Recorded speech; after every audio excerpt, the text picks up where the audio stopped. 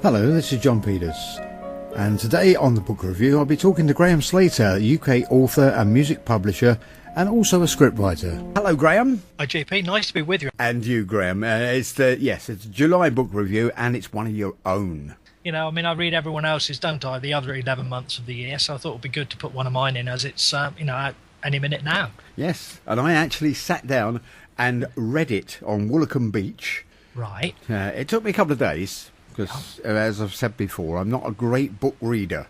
Yeah, this was easy to read, as from start to finish. Got lost somewhere along the line and had to go back to the beginning again to sort of pick things up.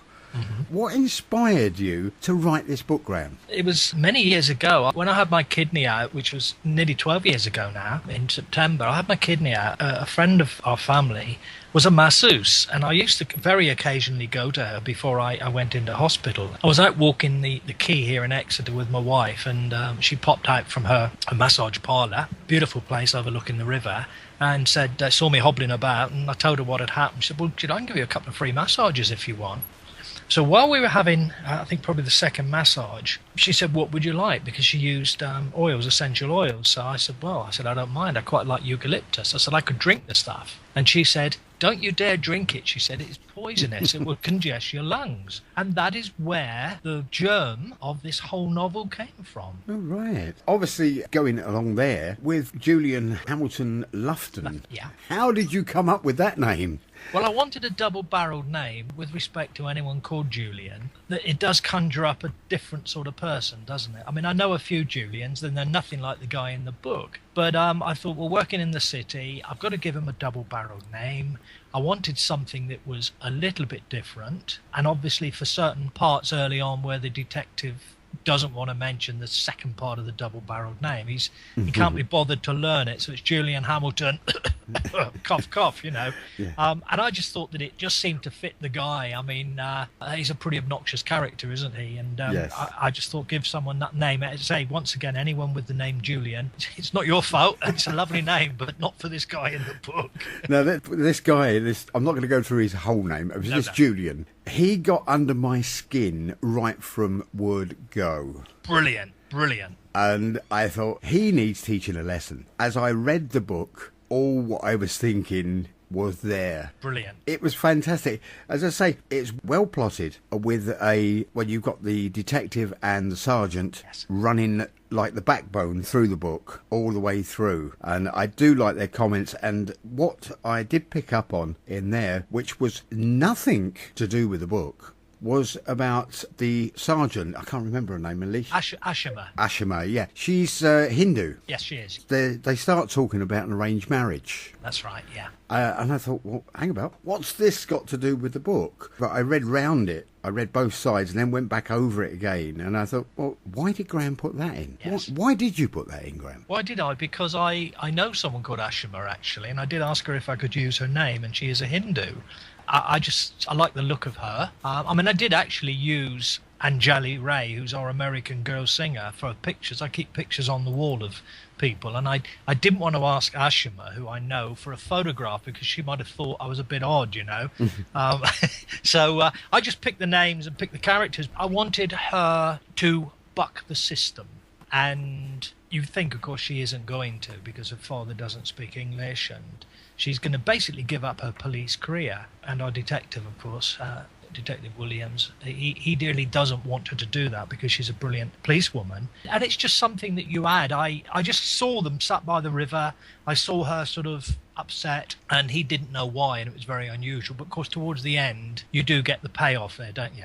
I want him to be a downtrodden guy who's been in the force for years, and really he hates Julian probably more than you and I do. And I wanted to get that across. If he was a young policeman, then he probably wouldn't care so much, you know. And I wanted an older guy who'd seen it all, and I wanted him really to be the father figure for Ashima, to sort of help her and get her out of the problem that she was obviously in with the arranged marriage. I could understand that as I read through the book. I don't know what it is about this Julian character. Right the way through, he was sort of grinding on me. And yes. I'm thinking, he needs taking down a peg. I've met people like this. Yes, well, we have, haven't we? Yeah. and they need taking down a peg. They think, oh, I'm high and mighty and everything. But the way you've portrayed it in the book is absolutely brilliant. As I say, the backbone of it is Inspector Williams and Ashima, just like the backbone all the way through, virtually right to the very end. Yeah. And I do like the comments at the end. I'm not going to mention that because it's so difficult, though, isn't it? Because every month we do our book review, and I'm sort of edging my bets and not wanting to give too much away. And of course, you've read this one all the way through, and you realise now how difficult it is sometimes to be interested and talk about it, but not to give away the full plot because it would prevent people wanting to go and buy it. Of course, it's exactly right. I mean, there was parts in the book where I'm thinking, now, did he die or didn't he die? Yes. I've got to go back a chapter. Yeah. I've missed something. I'm sure I've missed something. This character all of a sudden pops up and I'm thinking, who's he? And it's fantastic the way you've done it, actually, Graham. It goes round in a circle, what goes round comes round. And I mean, this book does just that, I think. It starts at the beginning and ends at the end. Yeah. And the story in between it sort of encapsulates the whole thing. Yeah, it's got a lot of twists in it, things that you don't expect. That's right, yeah. And that's what I wanted to do. And from my point of view as the writer, it's very difficult not to give things away early on. I didn't want to do that. I mean, if you watch a lot of films, they often show you who's done the murder near the beginning, but you as the viewer are as the policeman, see as the policeman see it, you see. So things are seen by you but hidden from them. What I wanted to do here was hide it from the reader, because if I gave it away too early, then the whole plot, which is quite twisted, and I mean, deliberately twisted and diverted, it's got to have the impact later on. That without the impact, the story wouldn't work. You've got to have that impact, and you think, great. Yeah. You've got the crime at the beginning and the explanation over halfway through. Yes, so that's right. Which was very clever, because I started reading over halfway through and I'm thinking, well, where does this bit come from? And then I'm piecing together in my brain. I'm thinking, yes, I know now. There was a piece missing, and this was explaining the piece that was missing. Well, that's right. I had to do that. As I say, if I hadn't had the flashback towards the end, 2/3 of the way through, if I'd have just had it live as it was in real time, then it wouldn't have worked, because all my aces would have been shown. I've been a terrible writer, terrible card player, So I had to work it out, and that's what I think, from a writing point of view, takes the time, JP, because you can easily write the story, but to plot it and then have other people involved, like the inspector and the sergeant, having those people involved, you've got to know a bit about them as well, because some people said about Ticket to Ride, my first novel, oh, well, I didn't explore the characters enough. Well, I felt I did. Even now, when I do sort of pick it up and have the odd read of it, because I like to read that, because it was, the 60s, which was my life. And I think, well, hang on, but I did explain enough. But when you read what I call literary novels, well, you know everything about the people, how they lace their shoes,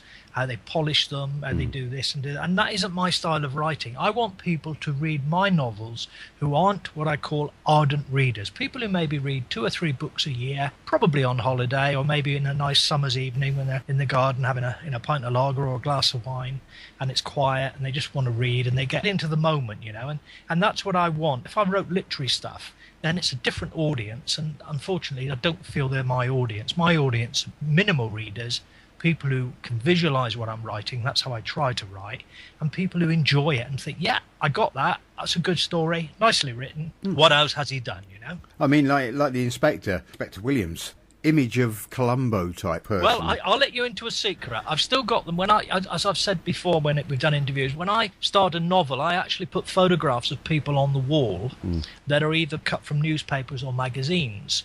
And I put them on the wall and give them the names that they have in the novel, so I can actually see them talking to each other and work it. And I've got I've got Jeremy Corbyn as Inspector Williams. Have you really? I have. He's on the wall, bottom right, and he is my character. He looks like it, thinning hair, unshaven, not scruffy, not a long beard, short beard, tired, haggard, been there, worn. My life, and that's my character. But it is a Columbo Cup character. If you look at Jeremy Corbyn, his tie's always crooked, and he doesn't move his lips when he's singing the national anthem, things like that. That's the sort of character, and that's how I didn't base it on him, but the look was how, and I've got him here now, and I can see him, and I can see him speaking. Oh, right. Partway through the book, now Simon, Simon, Julian's friend, and colleague at work. He's his sort of right-hand man. While Julian's off in the gym and playing squash and that, Simon sort of keeping the ship afloat, getting Julian his £2 to £3 million bonus a year. Yeah, that's right. Yeah, I was very surprised. The storyline behind that. I winced a couple of times, I must admit. Stapler, probably. Yeah, it was a stapler. Yeah.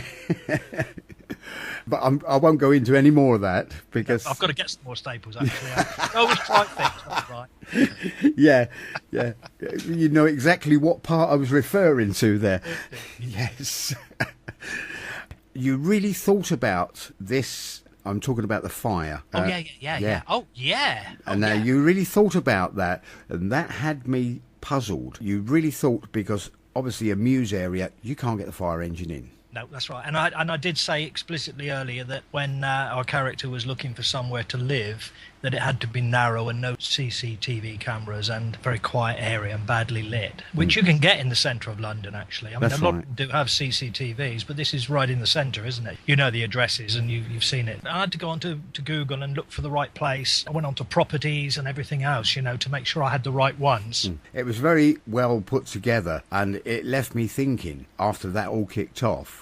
Yeah. So I'm not going into great detail. Okay, it's a fire. You thought that was the end, didn't you? I did, yes. As you read on, it still didn't become apparent straight away. Of course not. No. I mean, because I wanted another twist. I wanted that almost final twist. Yeah. Yeah. Well, you definitely got the final twist at the end. Yeah, it's a good book, Graham, right from start to finish. Thank you very much. Thrown by this person walking on the beach, but that was just a visual thing, because I thought it worked really well, and it showed you the sort of place that Julian lived in Sussex, where he took his the young ladies' weekends. It was just something we could only dream about, a Chelsea Gold Garden winner. Designing the garden for him, and speakers hidden in amongst the flowers, and all the gubbins that he had. I mean, Maserati, I think, or Ferrari at the beginning, and then a Porsche Spider hybrid. £600,000, one of those. Yeah, that's right.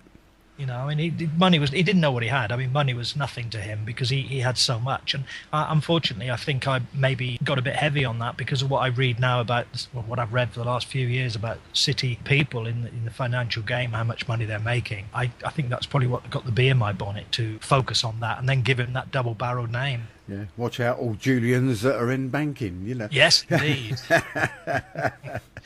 Right, it's published by Tabitha Books, isn't it? That's correct, yes. Yeah. And it's available on Amazon everywhere, worldwide. Yeah. Price is $9.99. $9.99, yeah. It's out on the 28th of July. I mean, you can order copies now. The copies are available now. If people want them now, they can, obviously. And if they order them through Tabitha, if they do want them signed, I'm quite happy to do it. Well, my copy here is signed. The bit, just quickly, actually, going over to Bangkok. Did you actually go to Bangkok, or was that... No, I didn't. Korea, I used to go to a lot, and I wasn't, didn't feature that very much in the book, apart from the smog and all that sort of thing. And it's the cosmetic capital of the world. It still is. It's massive. Gangnam, which is part of Seoul, the Gangnam dance. Well, that is the top cosmetic area in Seoul, and I've been there. But Bangkok now was a place too far for me with my sort of various illnesses. But insurance to go to somewhere like that, my wife wouldn't let me go, and she wouldn't want to go anyway. Not to somewhere like that. It's too hot and humid for her. And probably for me too. So I did have to spend a lot of time reading, and I contacted the Thai tourist board, and they're acknowledged in the book, in the beginning of the book, and they gave me a lot of help and links to the places that do the operations, and links to more about ladyboys than people would normally find, and helped me a lot to do that. But of course, then once you've got that, you've still got to put it all together, because if you haven't actually been there, then you've really got to make sure you get it right, and that's what again took a lot of time. A couple of people who've been to Bangkok, a couple of friends of mine, have read that part, and they said it's spot on. Oh, that's good. There was a lot of name changes in the book, which threw me quite. Necessary, weren't they? They were necessary, yes. It all become apparent as you read the book. So whoever buys the book, read it. Read it carefully, and just be aware of what is going on, because it is clear out ultimately. Of course it is. Again, I didn't want to spell it right out. I think when you see films on TV sometimes, or at the cinema, they do close-ups of someone's medals or judo photographs or something. Later on in the film they're going to start doing something athletic athletic, they're going to be jumping, running, skipping, hopping, or throwing people off the roof. I always sort of grip my teeth when I see that on TV, but American films nearly always start them like that. If you're going to have the main protagonist, the main character involved in anything active, they always show you their swimming medals or their boxing gloves hanging up or whatever, and Yeah. I didn't want to do that. I wanted to leave it a little more open and the reader slowly realise what is going on, make them think. Yes, and I think it's a good title as well, More Than a Woman. Well, it's right, isn't it? It is right, yes. Yeah, very, very true. As I say, you read the book, read it, study it as you read it, and it'll all become apparent. If you take in what you're reading. That's right. If you flick through it, it's no good. You'll miss out bits, and it's a gripping read. Took me just over 2 days to read. Yeah, so it's More Than a Woman then, by our very own Graham Sclater. That's to the July book review. So have we one for next month, Graham? I haven't got one yet, but I actually was talking to a gentleman this afternoon who works at one of our libraries, and there is a new not a new crime writer, but someone who works for BBC down in Plymouth, and he has a new book coming out very soon, and I've asked if they can get me a copy. So assuming I have that in time, that will be the August one. If not, then I will have something else. It's not a problem. It'll all become apparent if you read the book. Thank you. So can I just say it's Tabitha Books or Amazon, $9.99, and it is available now, but it's officially published on the 28th of July. Okay. Thank you very much, Graham. It's nice speaking with you, and all the best with the book. Thanks, JP. Bye-bye. Bye-bye.